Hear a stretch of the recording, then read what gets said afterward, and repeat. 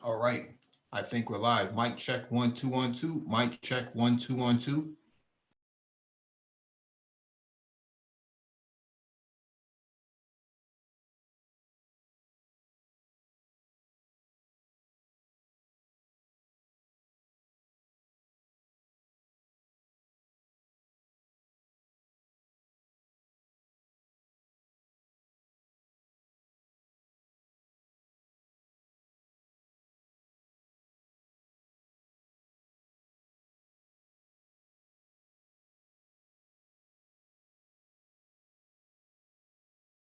All right, got a confirmation. Thank you for the confirmation. Welcome back to the Black Brain Trust. This is Black Tech Talk, episode 451. Please hit the like button as you come in. Share the video if possible. Hit that notification bell so you get all the updates from the Black Brain Trust, including those posted on the community tab.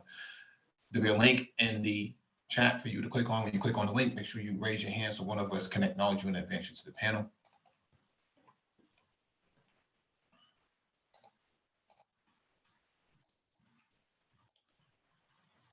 All right. Drop the link in the chat.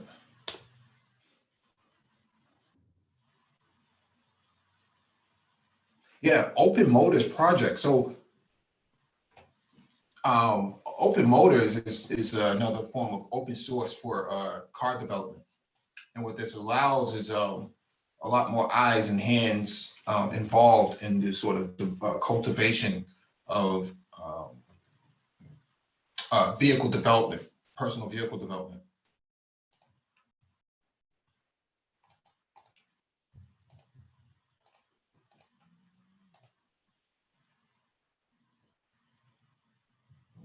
Let me advance the complex of the panel.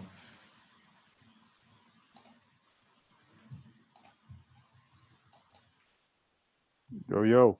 Yo, can you hear me? Yep. All right.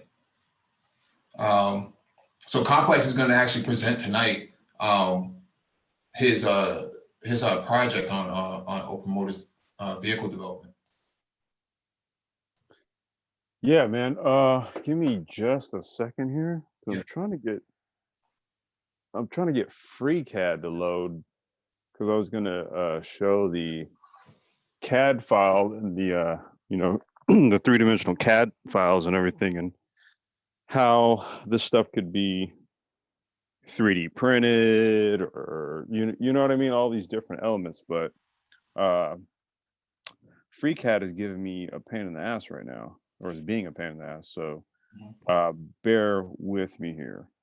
So but I guess we can kind of, while I'm doing this, while I'm letting it load, I guess we can kind of start by talking about what Open Motors is. So Open Motors, well, it used to be called OS Vehicle. That's what it was originally. And the CEO, his name is Tin Lien. He basically founded the company while living in Italy. He was studying over in Europe. He's an electrical engineer, I think, by design, and then, or by his technical background is electrical engineering, and then he was looking at the electric vehicle sector as being a primary platform for the future. And so, he had this idea of releasing an open source variant of an open source variant of an open source car, basically in a global platform that would be legal, road legal across the globe, and it's open source. And so that was like the basis of my project. I was like, well, damn, okay, if that's the case, then shoot, you know what I mean? It's like, okay, a lot of the work is done. So that kind of started as the basis for that.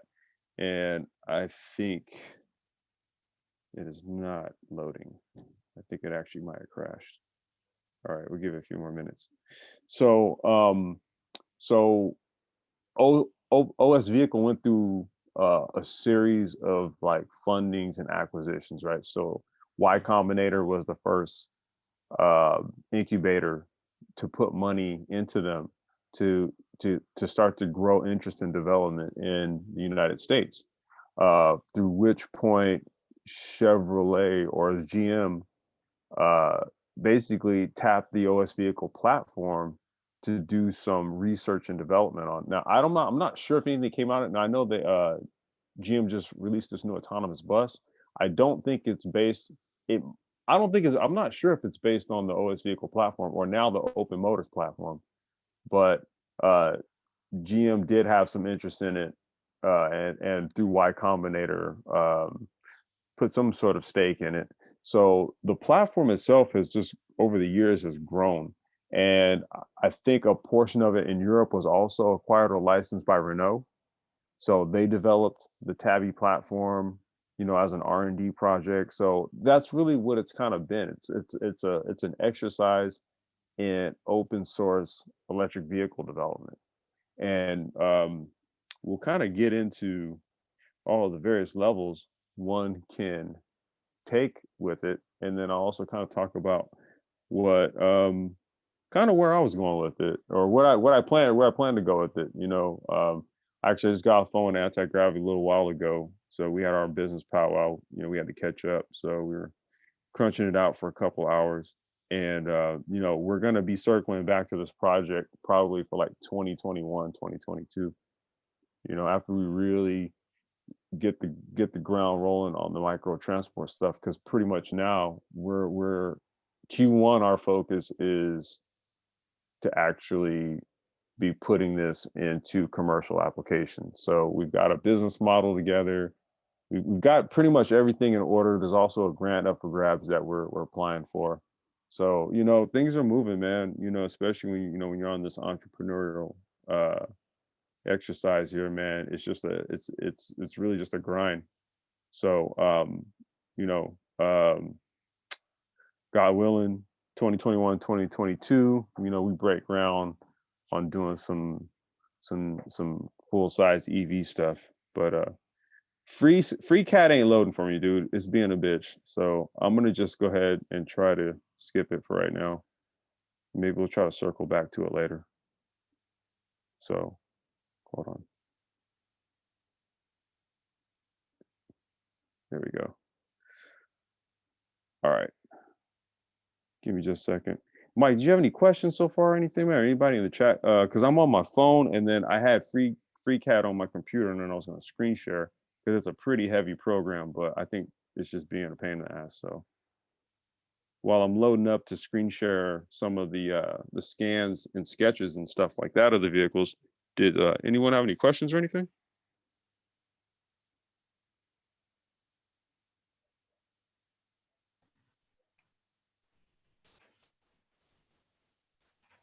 Now, I also want to just add something. I think it's also important to understand the term micro manufacturing.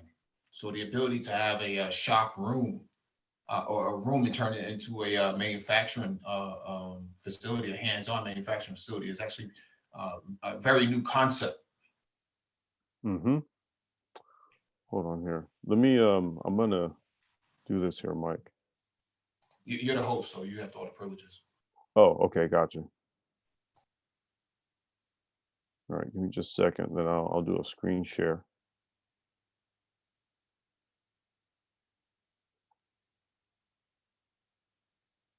Hold on a second here. Now, if anybody is interested also in, getting access to the 3D files and stuff like that, let me know. Let's see here. Okay, that's me joining my computer.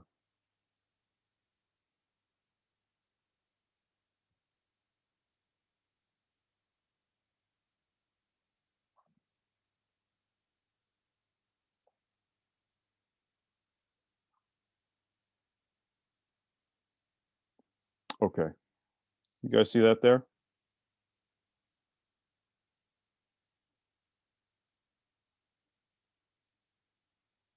So these are some sketches. Well, actually, here first, here's actually a capture from the 3D file. So since I couldn't pull it up on FreeCAD, let me show you guys what basically what OS vehicle is, or the Tabby open source platform. Let me show you guys what it is. Okay, wait a minute. I got to share my screen. You guys can't see that yet. Oh, y'all, I'm still getting like, I'm still new to this shit. Oh, wait, here it is.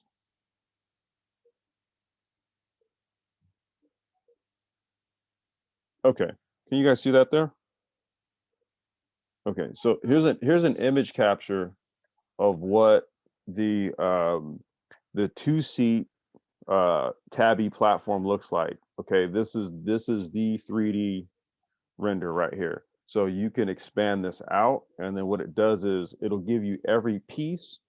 Everything is proportioned and in dimension. So you could literally take each piece and then either print it or have it short run manufactured. And we'll get into the different types of sources that you can use to do this type of stuff. So it'll start to illustrate how it is that electric vehicle production, how the cost of it is so low, and why it's such a viable platform going on in the future. But when you take this right here and you expand it all out, okay, you get all of the pieces and components, right? All the individual beams, everything is all right there.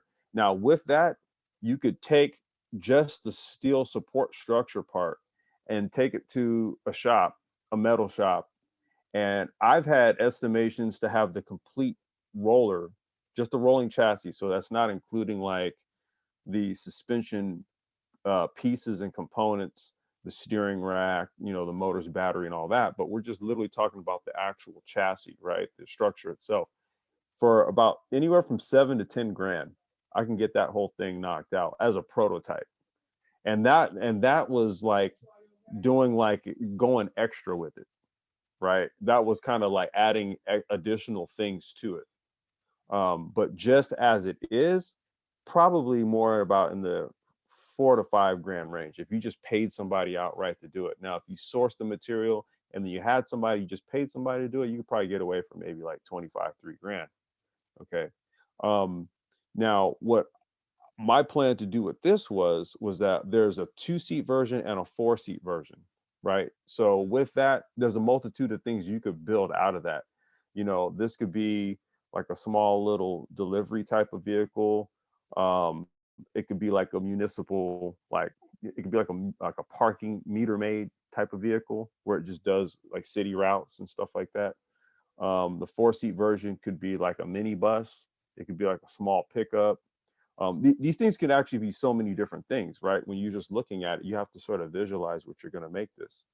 Now, with the design that I'm doing off of this right here, the steering and suspension components to this would be utilizing all like Honda Civic suspension pieces.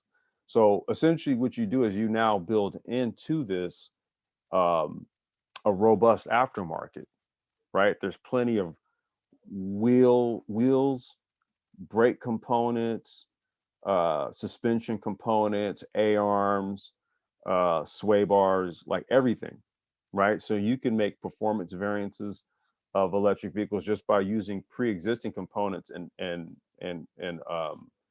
basically adapting it to this, right? See, so it's really just it's all a mind thing and how you kind of see structuring a vehicle. So for me, I was looking at building like a plug and play type of electric vehicle, right? Where you can kind of like pick features.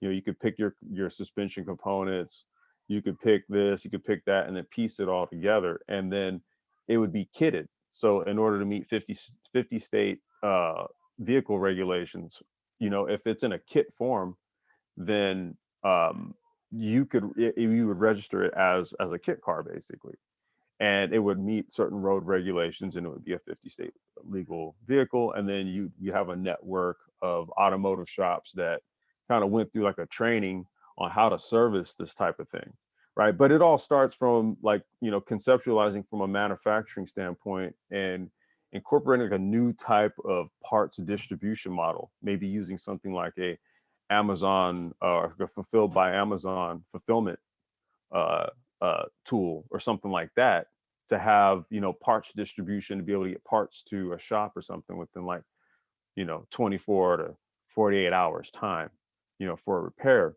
So this is going to be like the new way automotive manufacturers work. It's going to be by utilizing platforms like Amazon, and then we're going to get into the software side of things, the logistics side of things, and all of that. But just from a structure standpoint, we can start with an open source design. This costs me nothing. This cost me absolutely nothing. And then I said, okay, well, you know, how do I build value into something that costs me nothing? All right, well, let's incorporate on Honda Civic suspension pieces and steering pieces and stuff like that. So now we have a wide range of customization options to go with. We can now start to get creative and make this all kind of things. And this is what this new fourth industrial environment gives us. This is what it gives us the ability to do right here. So I'll go ahead and grab another image to share. Mike, did anyone have any questions or anything so far? No, Okay. but I wanted to bring up a point. There's a designation for vehicles called LUV, which is limited use vehicles. These fall into the same sort of perspectives as like a Renault Twizy or a what do they call that other car? The Twizy and Cushman. the Smart 2.4 No, it'll be a 4.2. or 4.2. I'm sorry. Yeah. Yeah, but that doesn't fall under limited use vehicle spec because it has airbags and everything else. Oh yeah, And it went through crash safety testing. So, but a limited use vehicle would be something that just can't get on the highway. Right. Exactly, and that's exactly what this vehicle will be registered as. Right. So the speed limit on it would probably clip 50. Now, the whole plan then is to basically add add-on structures to then make it compliant with, say, like highway regulatory standards, right? So if you would then add on like more pillar structuring and then higher output in terms of battery and motor, right? And maybe, you know, you go with a different body structure. I got some renders, as well as these are the first sketches that we did. And I have to profile the brother who did this. This is a very young, talented brother. If you look him up, his name is Devin Hitchens, Deven Hitchens, Hitchens. Look him up on Instagram. This guy, he's only like 22. When he did these sketches for me, he was probably like 19. But he's done automotive illustrations for like people like Jay Leno and Chip Foose. Like he's just like this young, brilliant illustrator. And I'll tell you right now, these illustrations that I got for him, I would say in another 20 years, they're gonna these alone are gonna be worth millions because of him, just because of what this guy's gonna do. Mark my words. Just remember that name, Devin Hitchens. These are his concepts based on what it is that I was telling him I wanted to do. So based on that 3D render that you saw, or the 3D CAD file, this is what that would look like conceptually, right? Like a small little two-door neighborhood electric vehicle that kind of zips around. Like I said, does about 45, 50 miles an hour tops. And it kind of has a little bit, we're kind of going with like a Honda CRV type of inspiration on it. You know, this is a more shaded version. You know, we have, you know, making notes on, you know, what's motivating, you know, sort of like the look and feel of it, right? This is a rear quarter panel sort of profile here, and you see like the lines, the design lines we put in here, and this is all proportioned based off of the CAD files.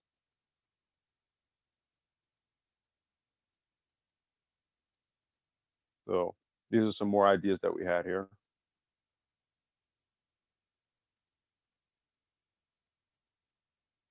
See, it's like a short, sort of futuristic, sort of 2D or two-seater sort of, you know, lots of rear space back here for groceries and all that kind of stuff. Battery would be down in the floor, and it would basically be a transverse front drive electric motor setup. But it could be set up any number of ways. It could be in-wheel motors. That the plan was to ultimately make it to where you could choose the type of drivetrain you wanted.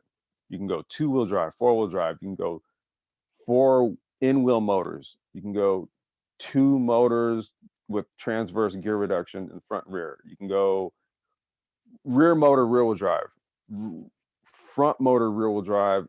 Any way how you want to slice it, basically.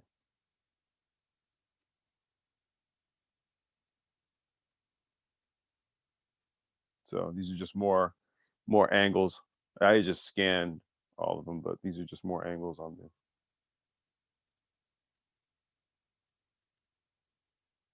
So those were some of the design sketches. And then we took some of that and we reduced it down to a concept render for a contract. So this all kind of culminated in a contract that we were trying to bid for with the city of LA. I was trying to partner with a delivery company that was using Mini Coopers for all their deliveries and stuff. And like the maintenance costs on it and everything was just killing them, just operating in the maintenance costs. And so the city was putting up a grant for a delivery company who had a model or a plan to green out their fleet. So if you submitted this proposal for this grant and they approved you for it, they were basically going to give you the money to green out the fleet. And this is the concept vehicle that we were going to replace the Mini Coopers with. Here, let me share.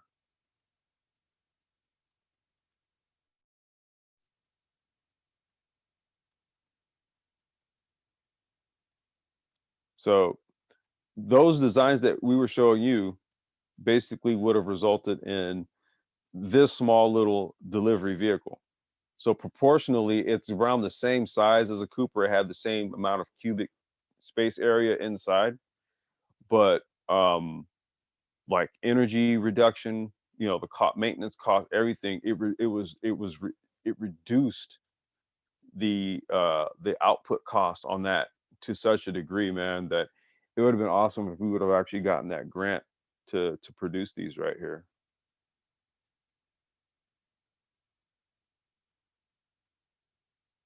In Japan, they would call these micro cars or Yep. Yeah, K car, KIE or something like that.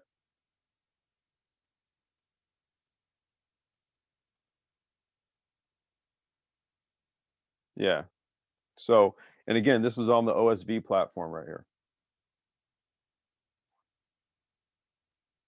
So, all of this right here, man, this actually, when you really think about this, right, all this took was the 3D files, someone who could illustrate, right, a concept, who could take the idea and then put it into an automotive concept.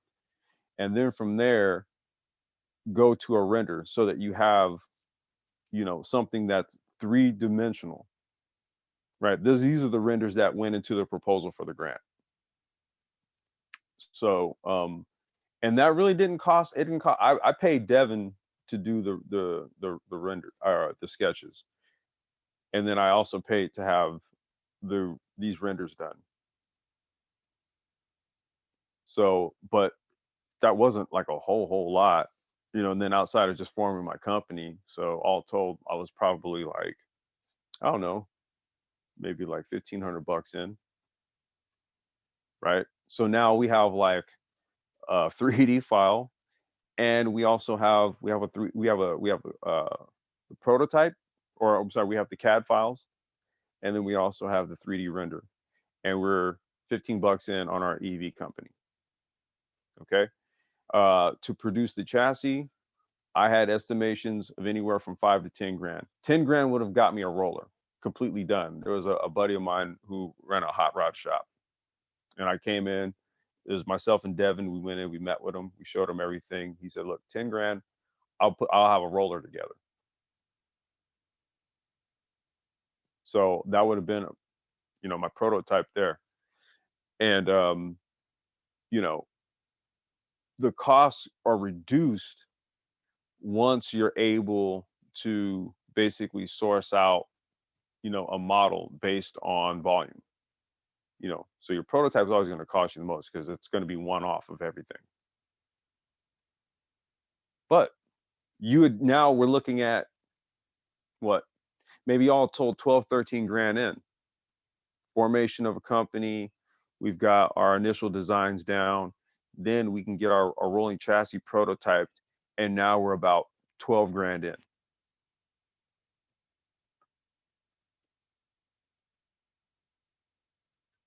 Now let me pull my browser up, and then we'll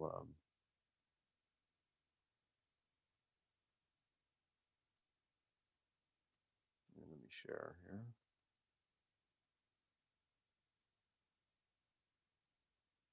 All right. So in this new industrial age, this is how things are going to get made right here. Okay. What you're going to do is you're going to take your file, your CAD file, and you're going to upload it to a company like Markforged, right? And you're going to say, "Hey, Markforged, I need five lower chassis beams printed, manufactured, and sent out." So you're going to basically upload the file to Markforged, and you're going to just basically select the part. Then you'll pull up the shop. You'll say, "Hey," it'll basically give you a quote back, and then you'll pay it, and then they'll do the run and send it to you. Well, they'll send you like a proof copy. You're going to test fit it, and you're going to be like, "Yep, it's good, run it." They'll run the 5, send it to you, done. No more is it where you're running large factories to, produce all these steel parts and all this type of stuff. It's now going to be this right here. So now you could do smaller run parts on your vehicles.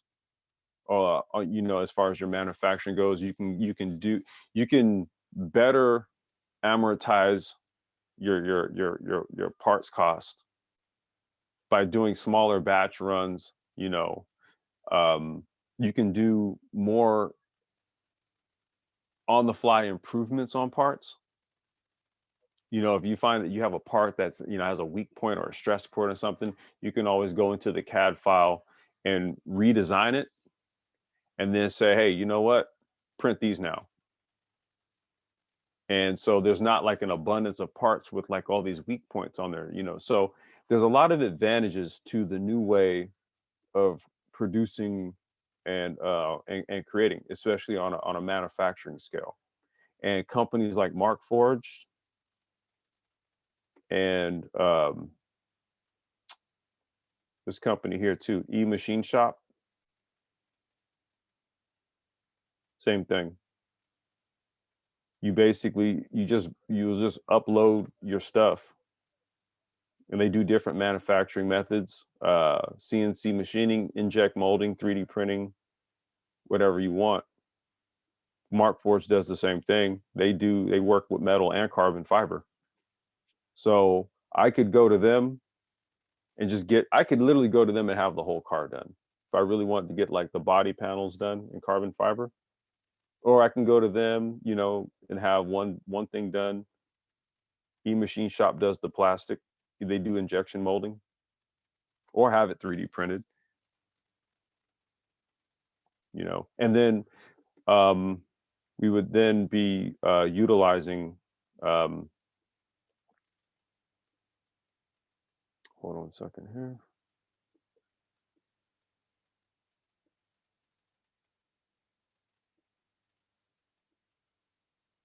Platforms like Airbiquity. Okay, so These are connected car solutions. So for the would-be EV builder, we've got our chassis, right? We've got our chassis and body shell construction that's done through companies like Markforged and E-Machine. So that means we can get cars like manufactured and printed, like on a per order basis if you really wanted to, with like 1 week, 1 or 2 weeks lead time. Put in an order, it's printed, put together, boom. You know, um, then you have your software stacks that go in. So it's kind of like a plug and play, right? Because it's electronics. It's basically battery, motor, controller, and you know, um, a connected digital dash system. So it would be like a high grade tablet that has Wi-Fi and cellular capability, and it would be connected to Airbiquity's platform, and it would be preloaded with Airbiquity software. It doesn't necessarily have to be this company, but this is like a company, for example, that who I had included in one of our project proposals. So they develop self-driving software, right? Full autonomous vehicle platform, electric vehicle platform. So all the various levels of autonomous vehicle operation. Full over-the-air software updates, data management.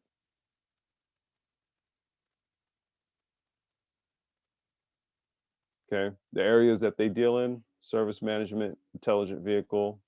That's only electric vehicles altogether. So this is kind of like a turnkey.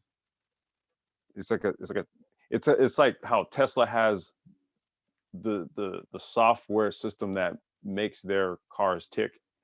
Airbiquity is a company that specializes in the software. They don't make the car and all that. They just do the software. So this would be like a partner you would incorporate. Okay. So these are what is involved in making an EV, and this is reason why the EV sector is a different beast, is a different animal altogether, because it's actually comprised of different componentry and a different approach to making and building a car. Along with the software side of things, you're going to need the final bit.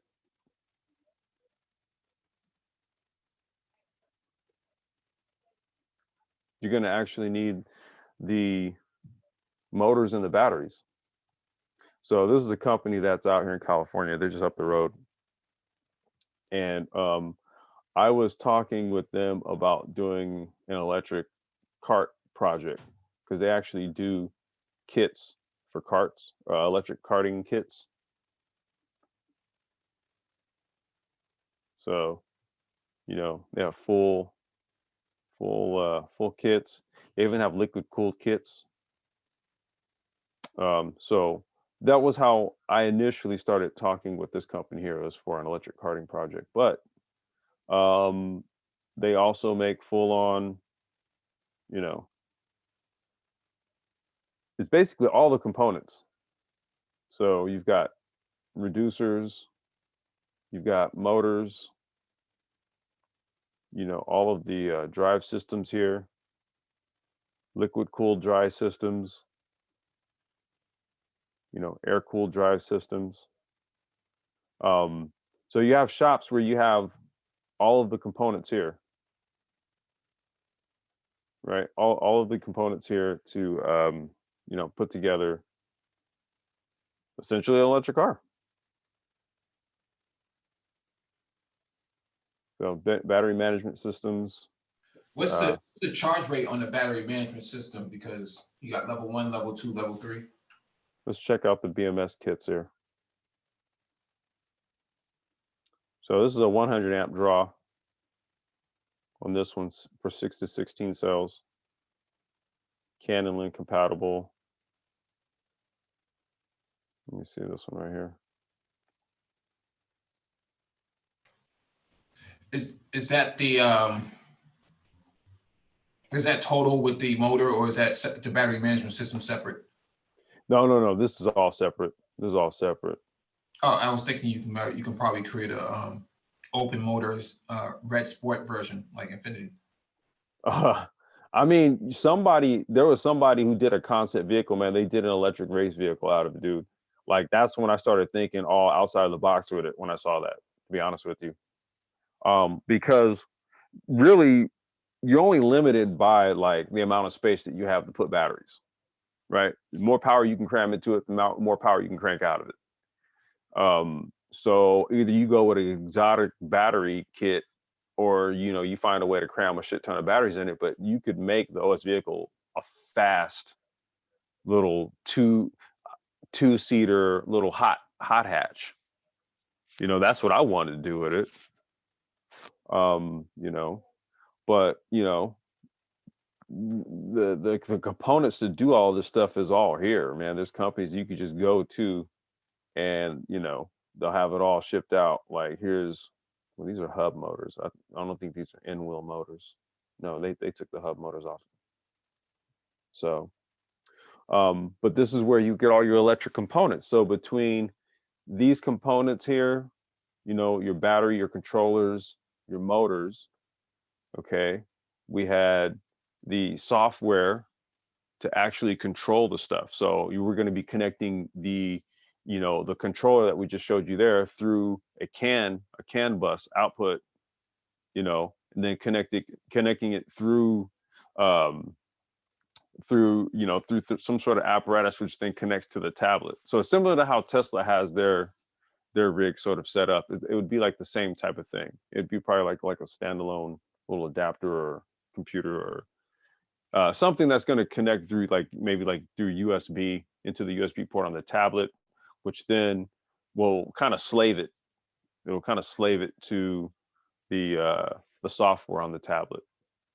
So that's how you would basically put it all together. I'm not saying like it's just plug and play and that damn easy, but it is kind of that easy. It really is. Like this is what it entails making an electric car. So these are some things that I did want to kind of cover, because when we talk about this type of stuff, people think it's kind of like, this abstract concept or this idea of all of this. And I'm like, no, in all actuality, man, like you could literally sit in your room and order up all the parts and then have it sent to you, man, and then just get to hacking away. You could literally do that. I just showed you all the ways to do it. And this is the paradigm that we're in now. This is why we say, hey, look, we can start funding transport. All told right here, all told for what it is that we covered here, you're talking about 15 grand for a prototype. And I'm saying prototypes are always going to cost more than the volume run per unit. So you invest in the prototype, you invest in the concept, and then that is what solicits the investment. There's a method and a mode for creating something or prototyping something with the intent of having a commercial application for it. It has to have it's a proof of concept. That's the term. You have no better proof of concept than to actually have a working model. So investment has to go into making working models, creating working models, the whole startup culture that we keep talking about. Pardon me, Super Bowl. I'm in California, San Francisco, you get it. So a lot of people here.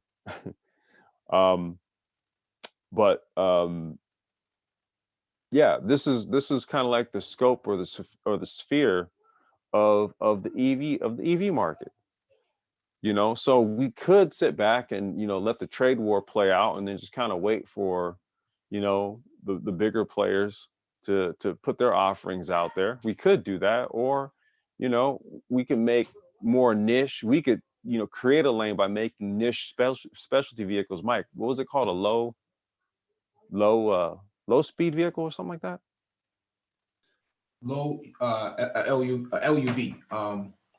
limited use vehicle. Limited use vehicle. That's right. Right. You see, so these become like more of like your commuter type vehicles. You only use your gas car now if you're going to get on the highway, and you zip around in these little things, or things like little electric scooters or electric bikes. That's going to be where the future is going to be pivoting towards, where you're just going to see more of this type of stuff, or rideshare or ride hailing services, where they're going to start using cars like these that are just going to pull up driving itself, and you're just going to hop in. This is going to zip off and take you to work or something, like that little car I just showed you. Because making that car, if you get the right suppliers in order and stuff, you could probably produce that car for maybe like $3,500, 5 grand most, at the most, for what you would need it to do, is to take people autonomously. Just, somebody has like a monthly subscription. Every morning, this car just shows up and it sits there and it waits for a person to get into it, and then it just takes them to work. Every day, you get up in the morning, that thing's there at 7 o'clock, without fail. That's where we're headed, and it's going to be vehicles like this and platforms like that to make those types of vehicles. And it just shows you it's largely off the shelf components.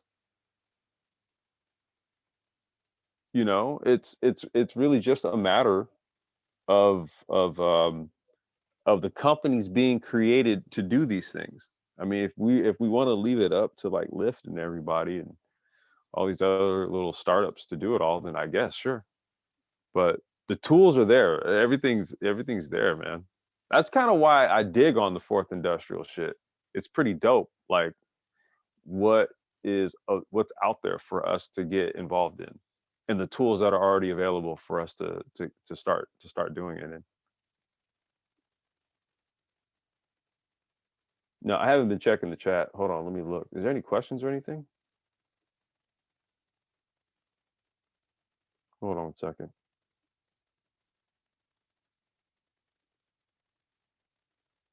All right, I'm gonna just scroll through here because I hadn't even been looking.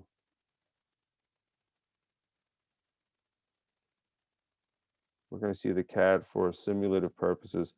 Oh, okay. Space Cowboy, where can you see the CAD? You know what, man? Let me do this. I have the files, man. I couldn't get FreeCAD to load, but I have the files. So if you want to, here, I'll just shoot my email down in the chat, and then email me, and then I'll send them to you.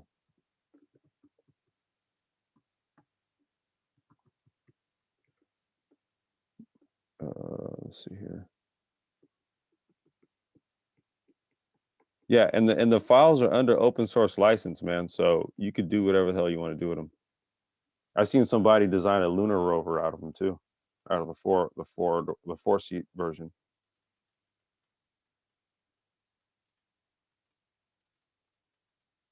All right, just threw my email in there. So just go ahead and grab it, and then I'll take it out of there. All right, let's see what else we got. Very interesting ideas about the kitting. Yeah, Cyberlion.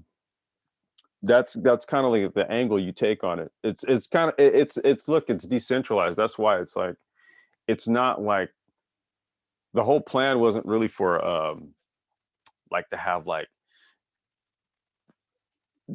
traditional dealer type places, right? That's not really what it is. It's kind of following the Tesla model. It's also kind of following the other model that we had discussed on previous hangouts about places like Best Buy, for example, or like electronic stores. Like, you just put one car in there, right? And then you may just have just like a person who's kind of special, a salesperson that they assign to the vehicle, and they just give people, they kind of do a little demo in it, not driving it, but just show them what it is and all this type of stuff. And there's like it's a completely different type of automotive sales model that would work. People in the back waiting.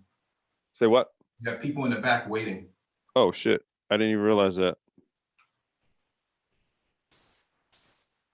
Hold on, let me promote him. And we got Thai City. I'm gonna step away for 15 minutes. All right, that's what's up. Yo, gents, welcome. What's up, bro? Tar City. Yeah, man. I just been listening in. I thought Huh? something. I was listening in. I thought something was wrong with my phone. Mm. Uh, Something's wrong. No, no, no. No, we're all good. Let's see. Josh asked, are you looking for investors? I mean, I'm like this, man. If the right folks step up, then yeah. But I don't like let like investment like stop shit. Like I'm just gonna plug away at shit until something pop, you know. Cyber Lion said, please tell me, dear brother, you have some of this patent pending or something. Yeah. No, man. Trust me on that. I was actually so I actually presented the idea to the CEO of OS Vehicle. This was back in like 2015, 2016. And he was blown away by the model actually. You know, he really didn't even see that as like he didn't even see that being used that way. He was kind of like, damn, okay, that I'd never even thought of like somebody doing something like that. And I was like, yeah, that's kind of the idea I had. And he was just like, shit. Okay. So he and I we used to hold a series of like weekly Skype meetings, you know, just working on stuff. Because really at the time I was like maybe one of two people in the United States that was even messing around with OS Vehicle. And then the whole Y Combinator thing happened, and then I think another acquisition happened, then they became Open Motors. So it's now the primary platform that they're pushing is the what's it called? I gotta look it up. Here, let me look it up. Hold on a second here.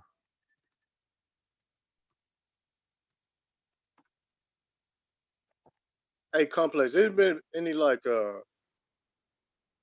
major development on solar panels? Because I'm looking at the actual size of like some of these concepts, Mm-hmm. and I know the size of the solar panel matter. I mean, some of them. There's some cars that are integrating solar panels into the actual body structuring. You know, so basically they call it passive charging, right? Like, so what it is, it's basically to it's kind of like it's to create an overspill effect. So what it does is it keeps like your emergency battery bank or your reserve battery bank fully charged at all times. And then what it does is it kind of has like this spillover. So it just kind of spills over into the main pack passively, right? So whatever little charge it grabs, it just kind of just dumps into it's like using your phone, but then having it plugged in at the same time, right? Right. But it's kind of like that concept, and that's really where they're trying to go with it. It's really what it is. It's to basically be utilized as a battery extender.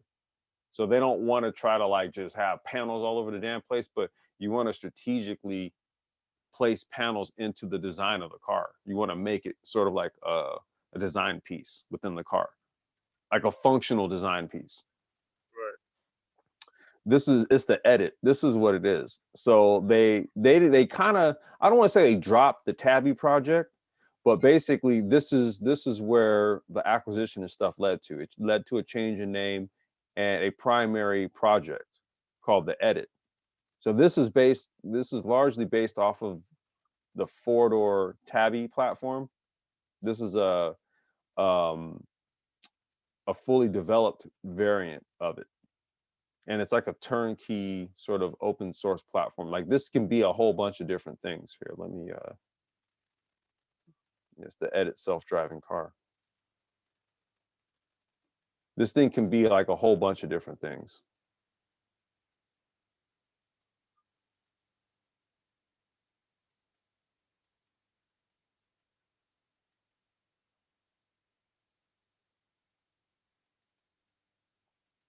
Yeah. So our modular technology allows you to easily embed several autonomous driving technologies from level 0 to 5. So you take one platform, right? It's one basic design, and then you just embed the technology into it, and you make it what you want it to be. Bring your own self-driving code and custom hardware stack, right? That's where that company Airbiquity would come in, right? So they provide the platform. You just bring the tech, dump it in here. There you go.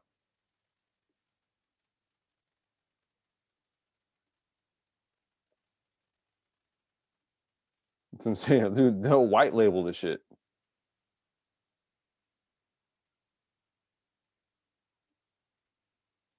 Right? It's customizable, all the different things that you could do with it. See, these are the type of layouts you could put in here. So when it's self-driving, you could just basically have, that's what I was telling you. So imagine like a private livery service, right? Self-driving livery service where you get in and you have like this little table here. And then there's like maybe 4 seats and there's like Wi-Fi, there's power and all that. And it's just kind of like you just basically ride to work and you just in there, you have your laptops, you're doing your work or whatever. I mean, this is like future shit right here, man. This is like legit how it's gonna go down. So again, this is out here for us to utilize. It's like readily out here. When you hear all the talk about like, oh, we don't have no infrastructure and we don't have this and we don't have that. And it's like, you have actually the tools to make electric cars. Like, what are you talking about? You just need money. But I mean, hell, all that is just a redirection of capital. Who is behind that company right there? Company. Well, Y Combinator is now a part owner. Let me see who's involved now. Because didn't we see a concept like that at one of the auto shows? I think we covered it on the. It was GM's. They had something similar. That's why I thought, because see, GM bought a small stake, and I thought that autonomous vehicle that they showed at CES was the edit. I thought it was this one. Oh, okay. Right. Yeah, they showed that autonomous bus. It looked familiar, right? It kind of looks the same, but it's not. I looked into it. It's different. So they're not showing who is. Let me see.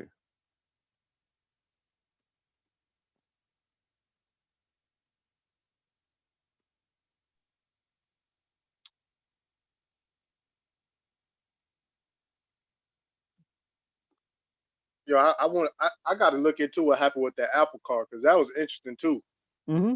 Yeah, that was interesting, bro. Now, Open Motors, I think what happened with OS Vehicle, they just brought in like another private capital partner or something, and they changed the name to Open Motors. But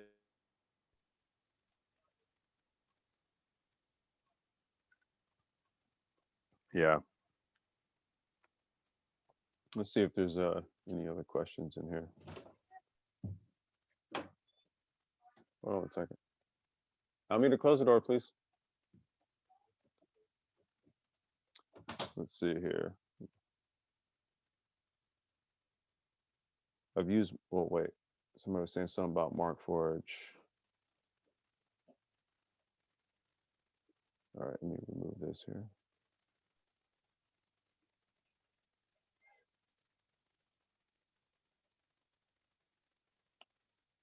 Okay, use Mark Forge in the past. Okay. Because Sony going full steam ahead with theirs already, bro. Yeah. That's what I mean, dude. This is kind of like where it's going. That's why I was like, man, Apple they got caught sleeping, dude. Yeah, but you know what?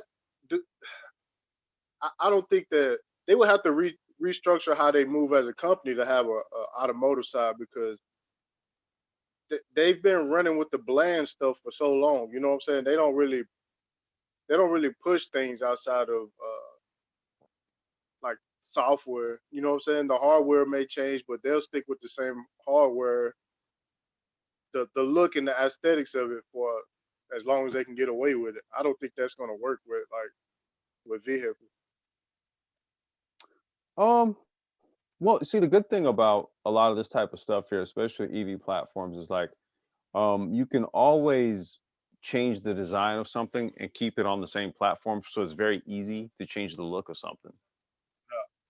You know, so if you have like one main, you know, under structure, and that's kind of like the design angle we were taking on it, right? So you would be able to like basically put different body panels on it, so it would have like a different shape or configuration, right? And they would have like universal mount points for all different body designs. So whatever the body design is, all the say he mount got his points. hand raised. Nagone say he got his hand raised. Oh, sorry. Hold on.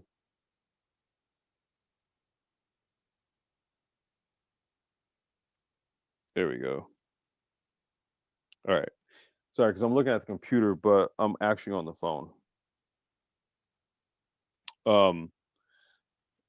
So yeah, you use universal mounting points, right? You're going to use universal mounting points for all the various different body designs. That's how you can get uniformity, right, for one platform, but make it different things. And I don't know if you caught this, but I was saying that in the design that I had, I incorporated Honda Civic suspension and suspension components, so that Yeah, that'll streamline the manufacturing too. dude, it would simplify the hell out of shit. Not only that, but you got an aftermarket,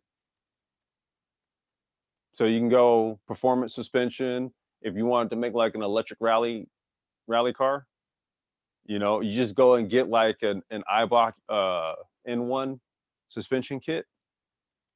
You know, like for like a Honda Civic, right? For like rally use, right? You just throw it on that chassis because it fits. The geometry is already spec'd out.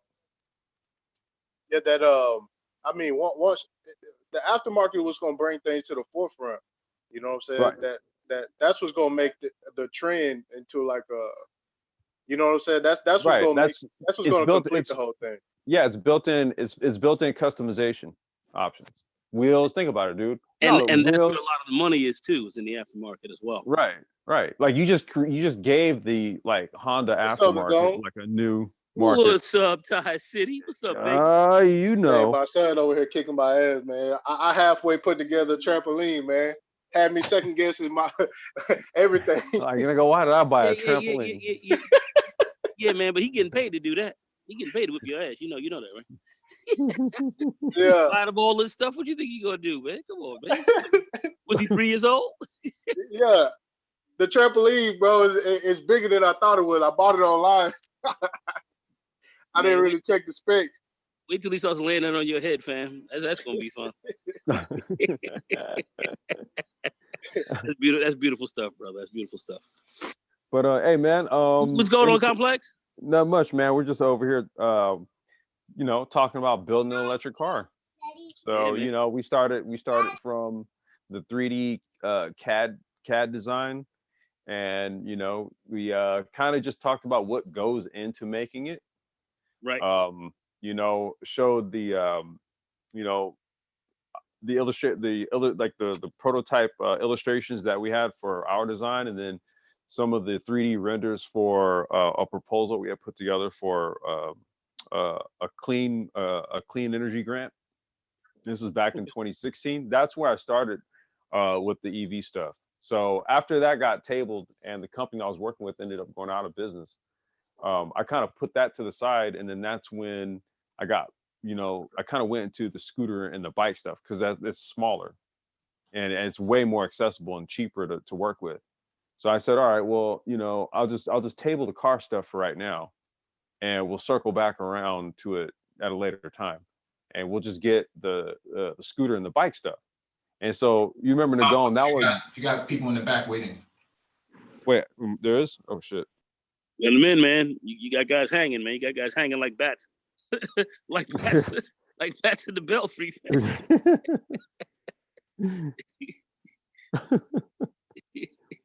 Well, but Nagone, you remember around the first time when me and Anti-Gravity, we got like the first lock? Yes, I do. Yes, I remember. Yeah. That. So that was kind of when we started circling now to the EV and scooter stuff, right around that time.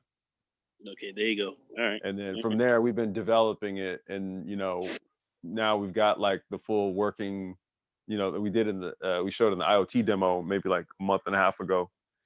So that's all together. And then now we're kind of like looking at the EV stuff again, and the juices are flowing for it. So we want to talk about it a little bit more, because more things are starting to come to the forefront now. We're really starting to see this stuff, start to come into view. And I wanted to really talk about it like that little project that, and I get what Cyberline was saying, man, like I was putting stuff out there, but sometimes it's like people got to kind of hear. They got to hear how all this shit connects. So we talk about like Amazon and the impact that it has and what it's able to do, right? Because I agree. We keep saying that Amazon is basically a logistics company. See, so if you run an automotive business and you need to get parts and things like that to your suppliers. So you have a shop over in up in NorCal, and they're like, shit, man, guy needs a new wiring harness, for the battery management system. Okay, you log into your Amazon fulfillment, dashboard or whatever, and then the closest fulfillment center that has the part in there, boom, ship it to them, get it there, right? You're going to be using pre-existing infrastructure. So I had to tell a brother a couple nights ago, he said, we don't have it. I was like, no, we already have pre-existing infrastructure. We have to start to tap into it.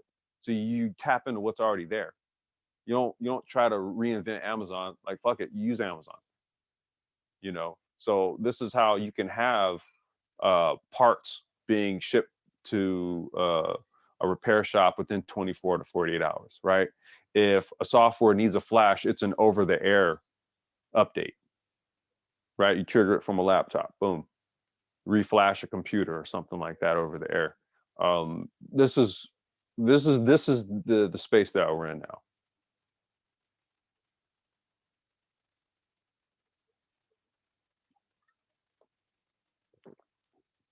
Anybody have any? All right. No, I'm just heading on home right now, so I'm in transit. All right, but I'm with you guys. Give me a minute. Okay. Yeah. The modular design, I think, is going to be whoever nails that first is going to win big. What? The modular designs. I mean, that's kind of just what it is. I mean, every automotive manufacturer, what it is that they have their own proprietary modular design, right? It's not anything that's like a universal thing. It's universal in how it's designed, because really, all you need is just a flat chassis for the most part, right? To accommodate batteries, and then you have your suspension mounting points, where your steering components go, and that's it. Electric cars are simple in concept. They're very simple to make. If you've ever put together an RC car, you're literally doing the same goddamn thing, just it's a full-size one. It's literally a full-size RC car. If you've ever put together any RC car heads out there, you ever put together your little tool drive buggy from the ground up, this is no different. You're literally making an RC car.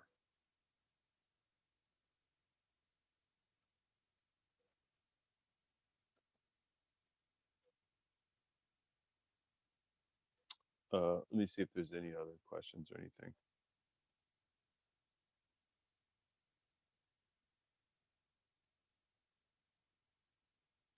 Did anyone else have any questions or anything?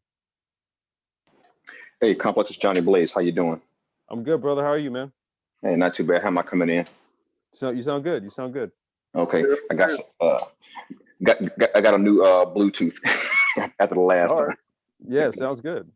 Hey, man. So this car tech, it sounds like these guys, can they use, like, I guess, the massive 3D printers to like build the car and then just attach, I guess the battery components to it and assemble them that way? Yeah, I mean, you could basically take whichever manufacturing approach you want to take to it. Okay. You really can. I mean, if you wanted to just print the chassis out, you could. You know, if you wanted to just, you know, have like the main structures of the beams, you know, built, like that's kind of like the cheapest way to prototype it, is just to have all of the proportion like beams like pre-cut, and then you just do all the welding. That's the cheapest approach. That's where, you know, doing it for about $3,000, you know, doing the entire chassis, whatever, you do it like that for about $3,000, you can get all needed, and get it cut to proportion, and then just spend the day welding it together. So I was going to ask, you know, this kind of sounds like those kit cars that people order. Yeah, that was basically the plan, or the concept was to actually manufacture it as that. So you piece it together. You know, I'm going to honor Cyberlion, and I won't go into detail on how it just worked from top to bottom, but that's it. You basically went on a website, it was like kind of like you just put it together, and then it shipped to a place that did a bunch of shit. All right, I'll stop right there. Okay. I'm telling you, the whole it was a whole model, dude. I wrote it out. Okay. So now, using this same level of technology, the thing you're talking about, I guess this is how you could end up using like a 3D printer. Let's just say if you wanted a new iPhone, for instance, you would download the schematics and have your printer build it for you at home. You just pay for the, pay for the license, or, you know, or what have you. If Apple would do that, and I don't think they would. Yeah. Now, I think for like to do it with Android, absolutely. Yeah, you could do it with Android. Totally. Okay. Makes sense.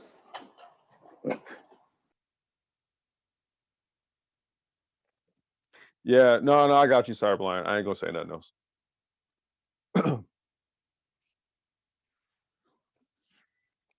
Yeah. I'm trying to think, there was some other aspects to this stuff to cover.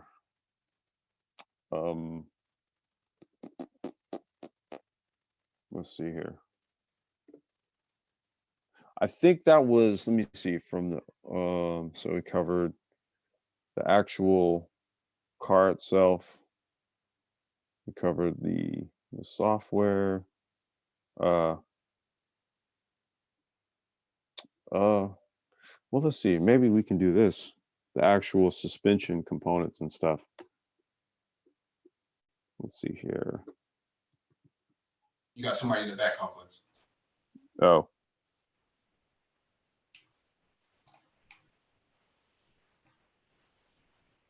All right, that's Josh.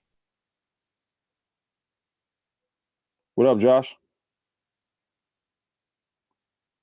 What's going on, guys? Chilling. What's happening, Complex? How you doing, man? Good. Yeah, sorry, I was trying to finish up one of my videos, but What's up, that's Josh? why. What's happening, man? How you doing? Yeah, but I just wanted to get on right fast and ask you, is this similar to because the first thing I thought about when I saw your concept and everything, I was like, those slingshots. So this will be an electric slingshot, pretty much, right? No. This is not going to be a slingshot. A slingshot is like a reverse trike. Yeah. Yeah, no, this is the actual car. A slingshot is actually considered a recreational vehicle, not an actual. Okay. Yeah, it's a recreational vehicle. Okay, because I know, well, I remember somebody telling me, and I don't know much about them, so I'm kind of, I'm ignorant on the slingshots, but somebody told me, it kind of comes not fully set up, you know what I'm saying? And you have to actually put some pieces of it together. And I'm not 100% sure. I don't want to put out the wrong information, but yeah, but the purpose of a slingshot is that it doesn't have to go through crash safety standards, because it's considered to be a motorcycle and not an actual passenger car. Right. Okay. Yeah, because it doesn't. Because it doesn't have four wheels.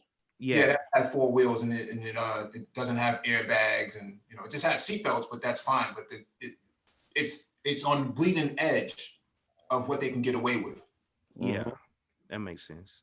This is why a lot of startup EV companies are also opting to go the trike configuration with EVs. Like Sondor, the electric bike company, they just prototyped an electric car, which is actually based on an Italian design, and it's a trike concept, but it's a car though. It just has 3 wheels. Okay. But I just wanted to point this out right here. So like this would be like the stuff that I'm talking about as far as like suspension and components, aftermarket stuff that would be available. Just simply because you utilized pre-existing parts. And a lot You of this know, stuff a lot of this stuff can be 3D printed, right? it could Or you that's could your plan, right? part of it, there's the 3D printing is part of it. Mm-hmm. You know, for things like suspension, brakes, steering, steering components, all the stuff that you see right here that I'm showing you, Mm-hmm. right? You would want to adapt something because see, Honda Civic stuff is it's plentiful. It's abundant in terms of like the parts. They're cheap. There's a lot of it. So you want to use something that is readily available, in case somebody needs to replace something, or like I said, for customization purposes, like a lot of these are performance suspensions, coilover suspensions, stuff like that. So if you wanted to make like a little performance electric car, you've got, lower control arm subframe tie braces, like all this stuff would fit because you're utilizing the suspension geometry from the car. So you could then adapt all the components too. And then from there, that's what I mean. It starts to become like, okay, what do I want to make it? I want to make this little, Tie City edition, wide body electric vehicle with a big wing on it. I got to have oh shit. Hey, you know what though? You right though that about all that Honda Civic stuff. Yeah. And plus, I'm pretty sure, that stuff is already cleared through DOT and all the rest. That's what I mean. It's already pre-existing. That's what I mean, dude. You already use what's already there. Okay. Like you just use what's already there, dude. Like look at this shit. There's like an abundance of parts, components, control arms, everything. So that was like the whole plan, man. It was just like, you kind of just create this car that can pretty much be whatever anybody wants it to be for the most part. 2-seat or 4-seat. So a complex, I was going to ask a question, and I think Ty City just kind of answered it though. So What's this up? would have no problem getting through your state inspections. No, because no problem, because it would actually be number one, it would be a kit. It would be a kit vehicle, right? Okay. So it has a different designation with the Department of Motor Vehicles, and then 2, it would be a low use vehicle. So it would be a vehicle that does not go on the highway. Well, right? yeah, and here in Texas, what they do with the kit cars is they just have a safety inspection. They don't do any emissions. They don't do Right. any of the rest of it. Right. When it's a kit car, yeah, it's bare. It's kind of like a bare inspection type of thing. Yeah, you just got to pass a braking test. Right. Didn't know that. Hey, thanks for the information. Mm-hmm. Yep. This is kind of like, I wanted to really just take the approach of what's the cheapest way to make a car that I could actually drive on the street. Because California is even stringent as hell. And so like the way to do it was basically for pretty much any state, you got to go to kit car route. Yeah, you don't want to take the government route unless you're like a big manufacturer. Are you ready to take on that fight?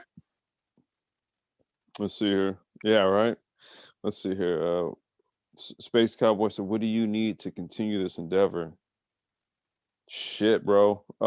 Money. It's always about the money.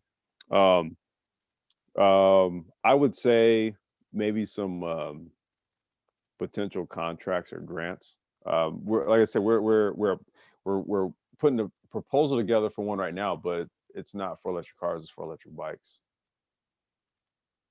Yeah, and that's kind of why I asked that question, Complex. See if like you needed investors or whatever, because I don't know. I mean, I'm willing to, help out if possible. I mean, at any point.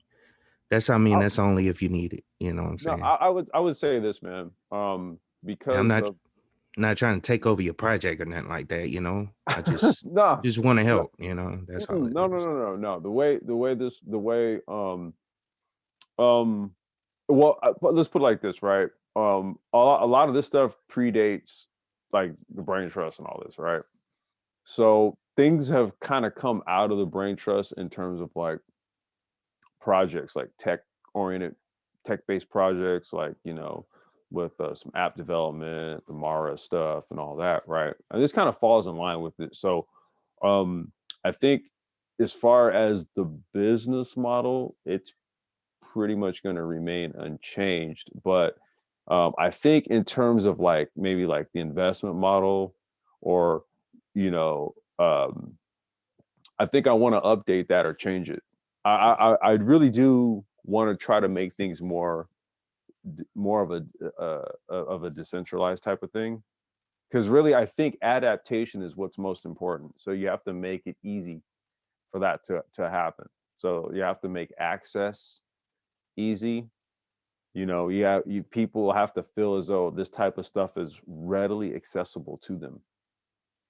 It can't feel like this is just some fuzzy concept. Like, they have to like it's right there. So I think if you take more of an open or decentralized approach to it, then you can better achieve that. And I think because when I kind of put together the business model, this was like 2015. A lot of the stuff that we've been discussing at length, it wasn't even a thought in my mind back then.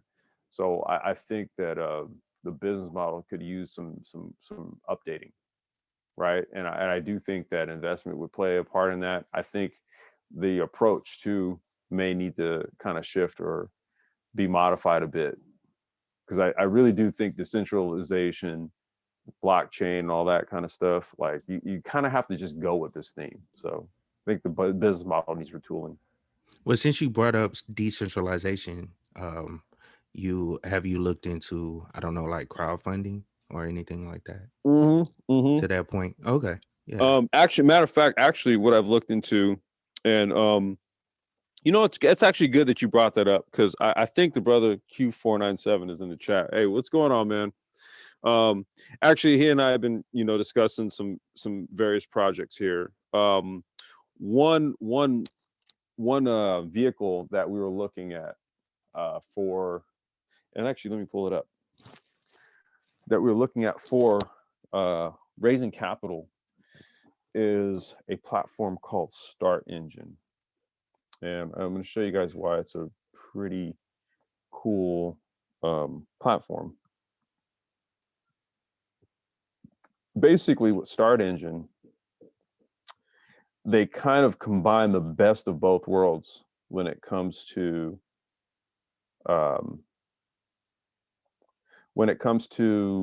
crowdsourcing and investing. So it's like with Start Engine, they utilize crowdsourcing, but it's not just like you're just like giving your money away. You're actually buying equity. Right. So you have a whole bunch of different types of like tech companies and stuff, right, who use Start Engine as a way to raise capital. So like this company, for example, they require 1,000 minimum investment. They've raised 8.2 million, and they make autonomous crime fighting robots.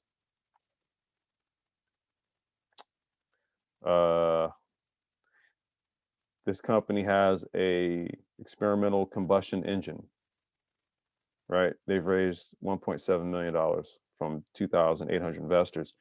So utilizing platforms like Start Engine, there's two ways to do it. One, you can have companies listed here to sell stakes and interest in your companies to other people who want to invest. And then you could also, even collectively, right? You could just buy bits and pieces of a bunch of different tech companies, and then you pretty much have like your own hedge in some regards.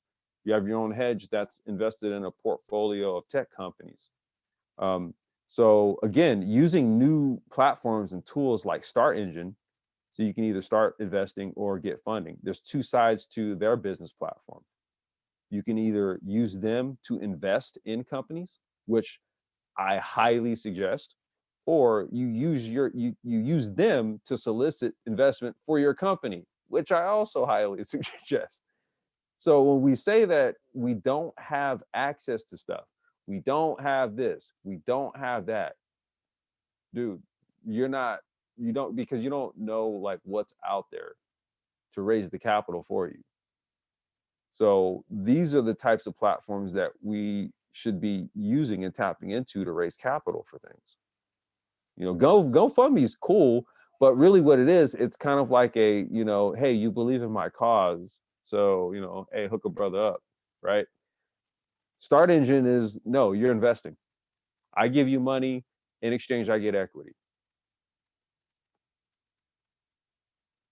So Complex. Yes. So this whole Start Engine. So let's just say, as a young person, maybe in their early 20s, out of high school, college, or what have you, this Start Engine may be a good mechanism. Let's just say they don't necessarily have money to go out and go buy stock in different companies, but this could be another means of building wealth. Exactly. Yep. And you could even kind of have like your own, like basically you start your own private investment groups and you guys buy through a vehicle like this. Cool. That's right. what I need So to you know. kind of have, like this is where you create your own private hedge funds. Okay. Stuff like that. Now, you still need to make sure you have your shit straight with all that, right? You don't have people like kind of pulling your money together to buy chunks of tech companies and stuff like that. So you still need to have that all together. But what I'm saying is that, dude, this brings tech investment. These type of platforms bring it that much closer to you. This isn't now a stretch. Like the shit that we keep talking about and trying to pound into people's head, it's not that far of a stretch at this point when you really start to look into tools like this. Well, yeah, I brought this up on another panel when they was talking about the licenses or the lottery for the marijuana licenses. They was talking about how expensive they were, and I was just like, 20 grand. Like I see GoFundMe's for the dumbest shit. Right. This is equity crowdfunding. Right. What is equity crowdfunding? Discover startups that are raising capital online, buy shares in private companies raising up to 50 mil through regulation CF and A+. So those are SEC regulations. Those regulations are the jurisdiction under which this is possible. Right? It's the difference between how Start Engine does shit and how GoFundMe and what are the other ones, Indiegogo and the other Kickstarter and all that. Okay, that's what's fun. You're getting skin in the game when you put money in. You get equity, you get skin in the game. That's the difference.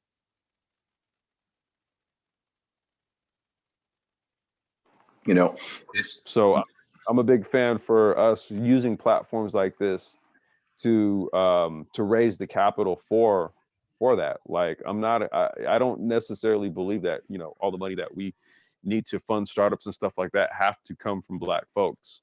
Like if we talk about the importance for Black folks to be participating in this. However, in a equity crowdsourcing environment, it's all about those who want to support the idea. And at that point, the only color to see is green. So, Oh, absolutely. And I think we should just start going through there and see what projects look like they might take off. You know what I'm saying? Should be like a recommended list. Yeah. No, absolutely, man. I follow a lot of stuff on there. I plan to utilize it.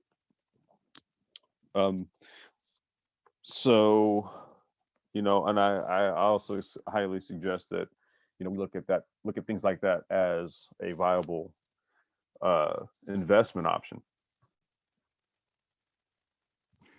it's conversations like this that really makes the Black Brain Trust, you know, an outstanding mechanism on YouTube. Thank you, brother. Okay. So I'm just happy to, you know, be part of the conversation. Oh, absolutely, Yeah, man. Thank you. I rock with the brain trust. That's why if I hear anybody say anything or do anything, I'm like, no, no, no, no, no, no, we're not gonna do that.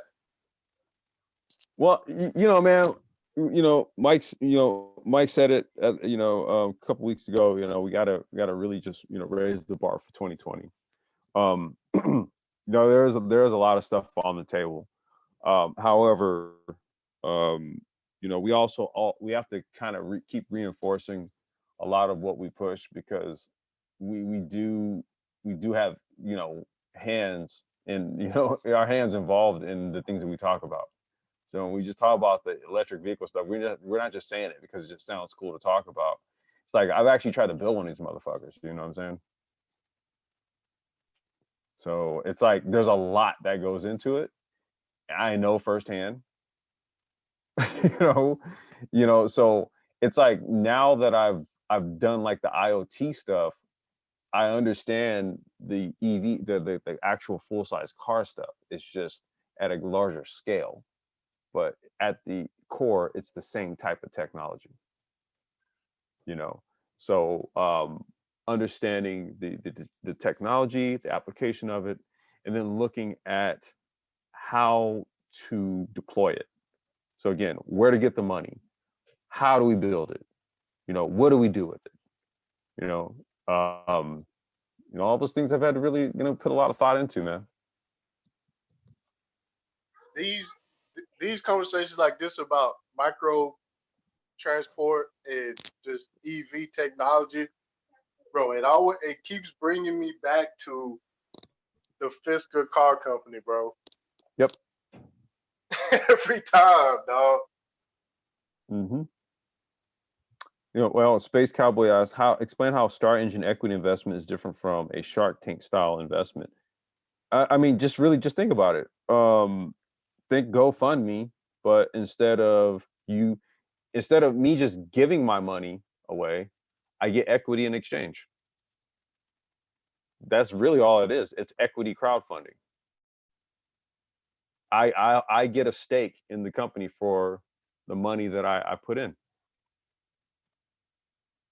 You know, based on Start Engine's evaluation of the business, your business model, what your product's gonna be selling for, manufacturing costs, market analysis, all these various things, they're gonna make a determination as to how much capital ultimately needs to be raised, what the minimum buy-in per share is, you know. So there's all these things. It's no different than if you're trying to, you know, solicit you know, funding, you know, through a hedge fund directly or anything like that. This is just utilizing a crowdfunding model. And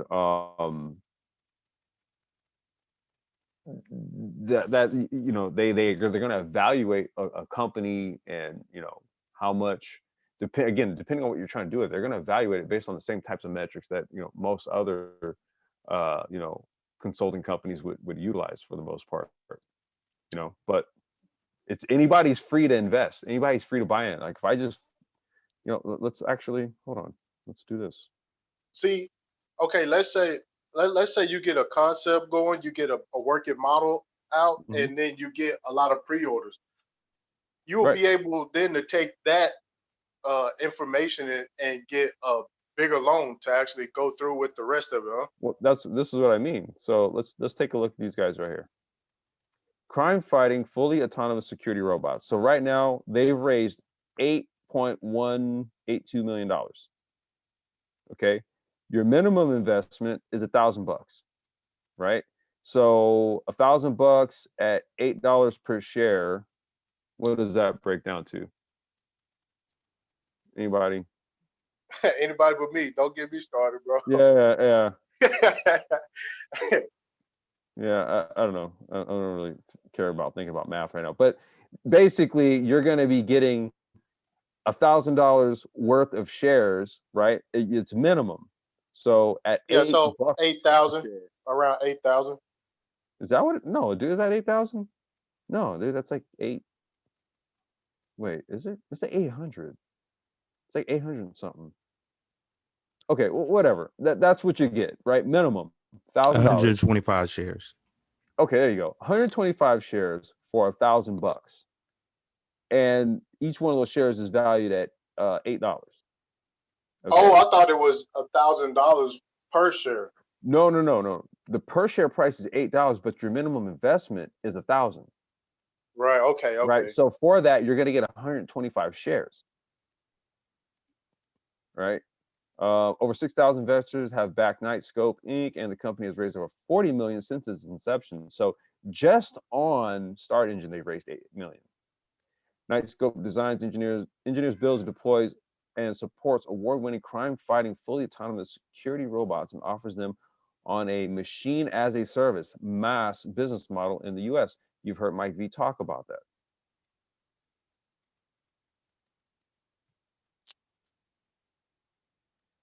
Yeah. So Something like this, right? The overall objective is to sell it to a bigger company, huh? yeah, that's the whole point. Yeah, that's the way I see it. I see it as like, warehouses where I guess those things will rove around the actual building, or Mm-hmm. if they are allowed to go outside, I mean, if Right. it's, good for the weather. That's what Mm-hmm. I'm trying to say. See, in a regulation A+ IPO, you could raise up to $50 million through a crowdsourcing type of platform.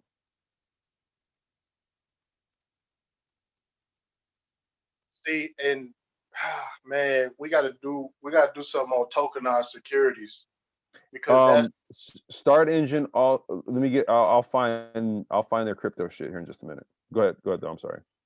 yeah. So you could actually use those shares as a currency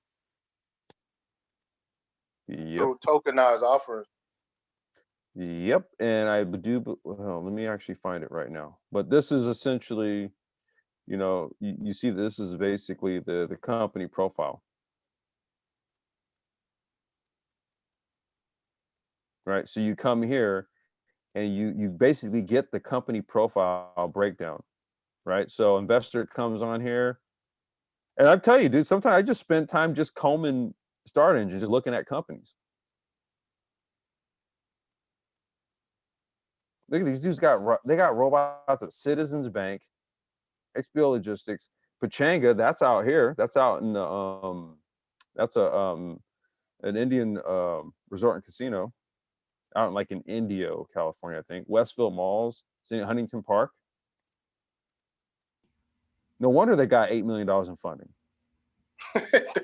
No, they already got their shit out here. They already got. Look at this. Oh, when are they going to close down? When are they going to close down? What do you mean when they're going to close down? Are they doing it in rounds? Like the next round, Yeah, you might have to. Yeah, they're doing it in rounds because you can raise up to 50 million through A+ IPO. So they'll basically just keep initiating. They'll basically till they get 50 mil. Right, but that's what I'm saying. If they reach a milestone, they can up it, and you won't be able to get as much, right? Well, no. Through A+ IPO, you can only raise up to 50 million. That's what limits. That's kind of what keeps the cap on crowdsource equity investing, is to keep it, dude. Because if you don't have any caps, all you're gonna do is you're just gonna have like stock market shit move to the online crowdsourcing platforms. So you can't have that.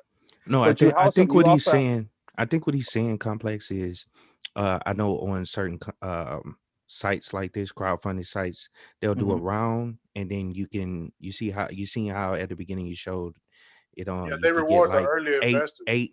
you can get like 8 Okay. shares, then the I got shares you. may be They may less. split. Yeah, it may split Or up, they may Yeah. split. They may do something like a split for those who already buy in, and then when they do the next round, okay, Yeah, for the next round, those people might buy in at say 10, right? So now it's going to be $1,000 minimum buy-in, but per share it's going to be $10, right?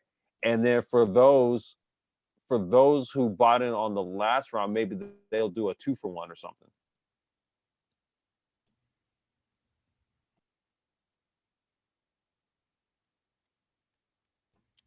Yeah, so But nah, this is go that ahead. I, did that thing say something about vapor, liquid, something like a air purifying thing in it? Hold on, let me see here. So yeah, this is a regulation A+ offering, is made available through Start Engine. Let me Yeah, see but here. I mean, even before they took a penny, they already had investors to put the Yeah, even yeah. prototypes together. No, this is just they're soliciting Start Engine as just another investment platform, another investment vehicle. See, Right. that's the thing. You can use more than one.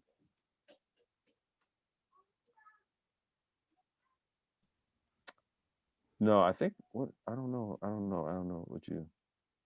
I'm not sure. Look at that. They even got their shit placed in a TV series. Yeah, it's a military play in that. There's got to be a military play somewhere around this. Oh, you already know it, man. Yeah, definitely. Hold on, let me find let me see, let me find the crypto stuff. Yo, that's interesting though, man. I'm gonna look into that. You don't have to be an accredited investor. No, Nah, you no, no, just no. create an account. You just create an account and buy. It's under a different class. It's under a different regulation class. Okay. So instead of, us young guys or whatever, whoever scrolling down the list of looking at rims or whatever, we could be looking at startups That's and what I'm actually talking investing into it. about. Yep. Yep. Hold on, let me see. Both. Both.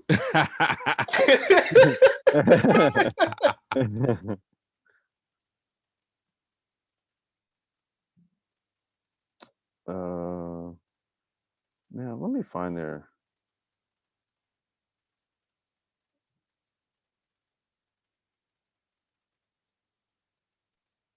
Let me find it. Let's see. Yeah, man. They mentioned XRP at a congressional hearing by name. Did they? Yo, that's what I'm saying, man. It's about to be a wealth transfer. Hold on. Let me find. All Let of me these things find. gonna come together. It's gonna be a big wealth transfer. If you're not paying Let me find attention, you're gonna miss it.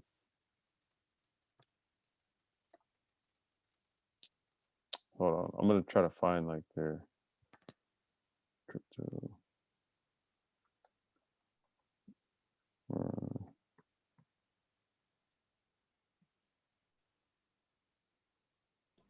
Hey, Complex, I gotta hop off though, man. It was good Okay. talking to y'all, man. Y'all I have a did, good one. Josh.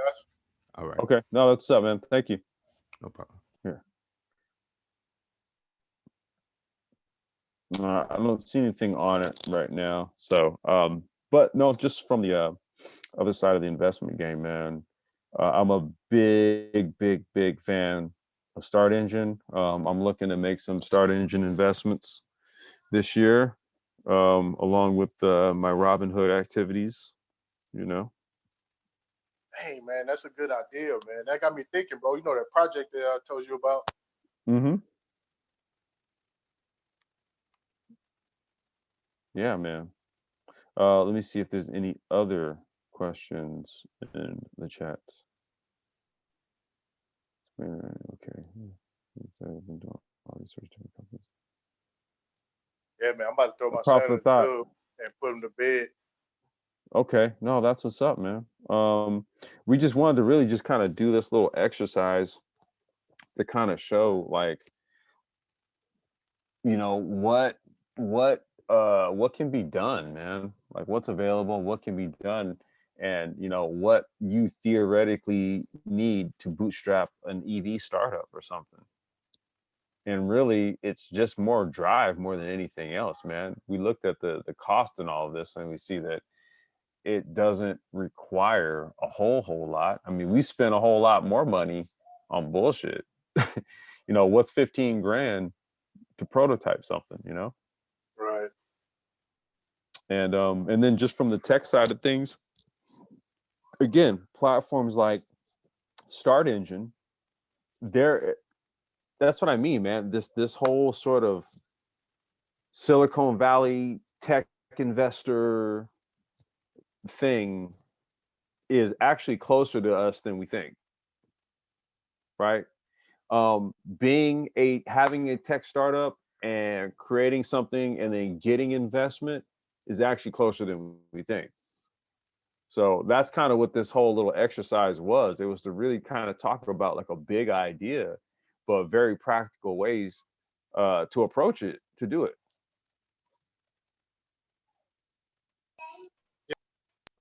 I feel like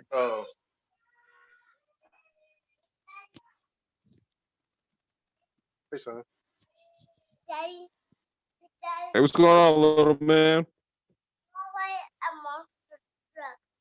where's Oh the snap! monster Did he truck say he going? wants a monster truck? The monster truck at the store. Yeah, I'm about to wash him up and then put him in the bed, man. Okay, no, that's what's up, man. I appreciate you sliding through, man. You already know we're gearheads, man. For sure. All right, brother. All Hey, right, you have bro. a good one, man. You too, dog. All right, take care, little man. All right, Peace. peace. Hey, Complex. Yes, sir. Hey, so I'm up here. I'm actually looking up this company, Nightscope, and this right here is a very good opportunity, man. This is nice.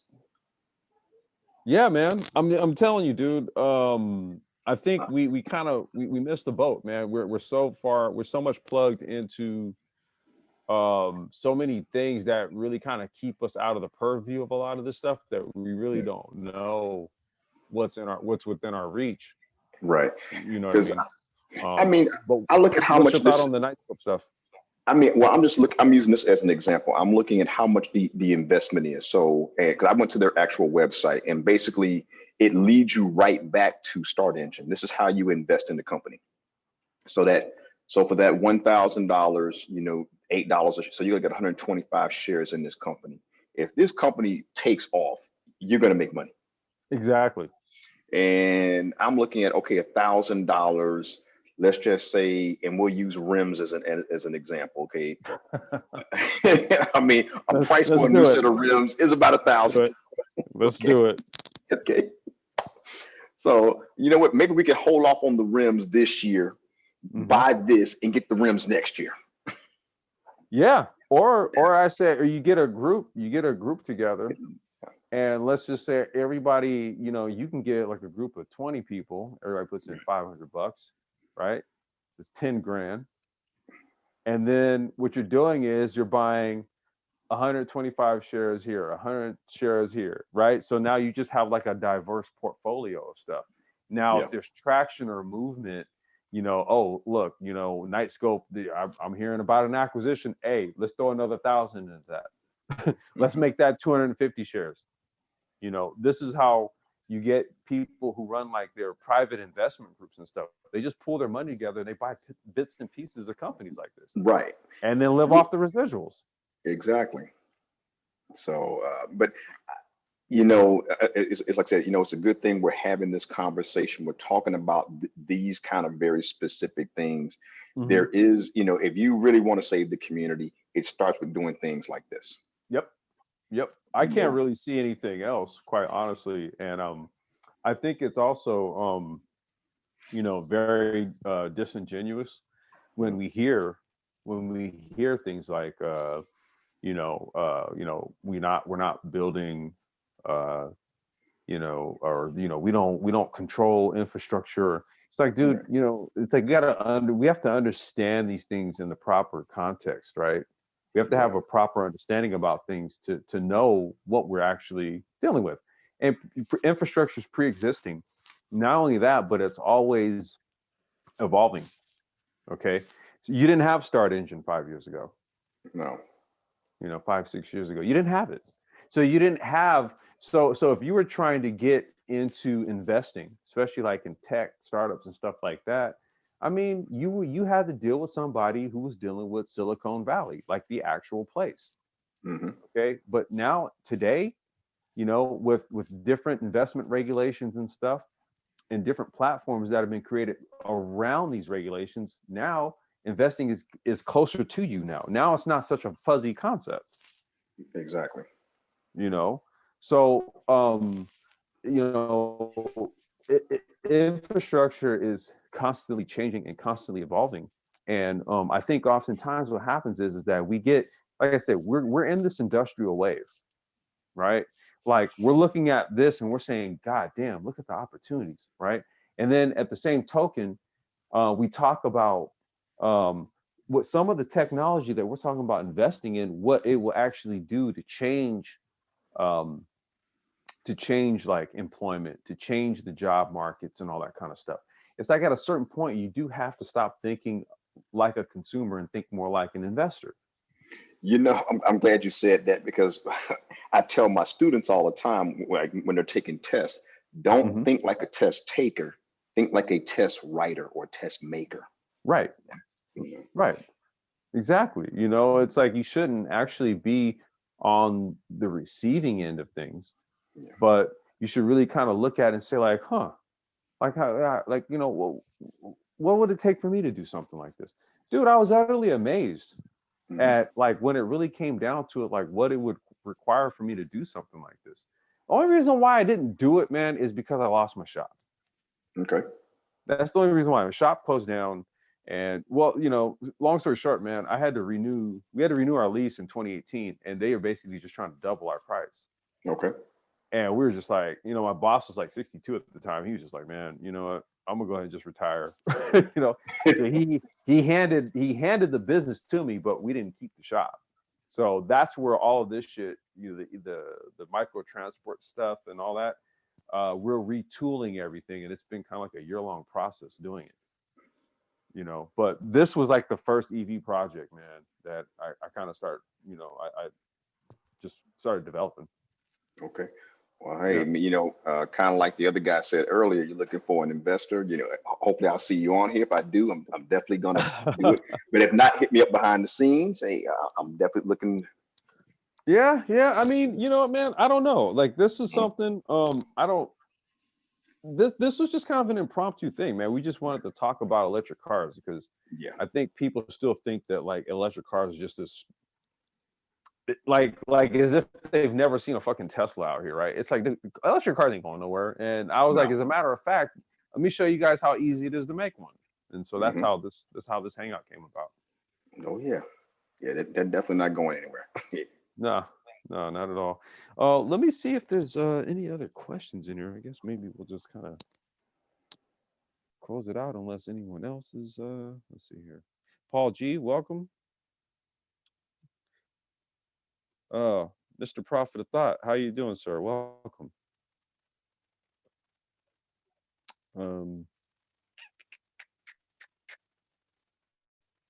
Yeah. Yeah, so I don't think I really have too much else to cover. I think I covered all of like sort of like the critical aspects of what it takes to make a car, what's out there, kind of like the nuts and bolts of doing it. You know what I mean? This isn't like a project for like the faint of heart. I'm not just telling any just random dude to go out here and just start building electric cars. I'm not saying that. But for those of you who are inclined, it is just something to think about, especially if you are mechanically inclined, if you do have an electrical background, if you do have a programming background, if you have an automotive background. That's a lot of brothers here in the manosphere, to be honest with you. So yeah, and maybe if there is some interest, maybe we can kind of get some sort of just working sort of decentralized open source sort of collaborative project or something going. I don't know. I'm always open to that kind of shit. Yeah, so anyway, I'm gonna stop rambling and shit. Thank you guys for coming out and checking out the Open Motors project chat. Like I said, if you want to, you know, maybe kind of get more involved or talk more about it, maybe kind of just get a little collaborative thing going, you guys can hit me up. You can hit me up just through the Brain Trust website. I don't know if Raining Woman is in the chat. Maybe she can post the link or our email address, the Brain Trust email address. I don't even know what it is. And yeah, anybody else got any last thoughts, man? Otherwise, we'll go ahead and just shut it down.